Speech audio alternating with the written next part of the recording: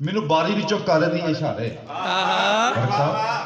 मैनू बारी विचों कर दी इशारे भैड़े आवे गल सुन जा। बहुत अच्छे। मैनू बारी विचों कर दी इशारे भैड़े आवे गल सुन जा। पिंड छड्ड के जदों मैं आया पिंड छड्ड के जदों मैं आया ते सजना दी हां लग गई। बहुत शुक्रिया। पिंड छड्ड के जदों मैं आया तो सजना दी हां लग गई।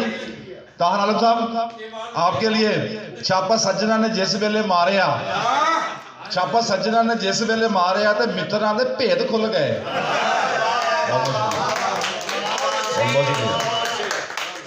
छापा सजना ने जिस वेले मारिया तो मित्रां दे भेद खुल गए।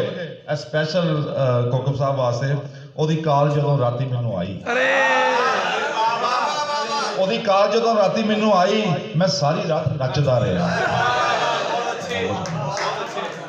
ओदी काल जदों राती मैनू आई मैं सारी रात नचदा रहा। उन्हें मोढियां ते हथ की रखिया हाँ जी उन्हें मोढियां ते हथ की रखिया वैरियां नू पीड़ पै गई।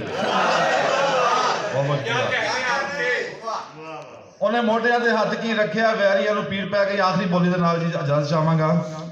धीआं जम के गुनाह की होया धीआं जम के गुनाह की होया इज्जतां नू चोर पै गए। बहुत बहुत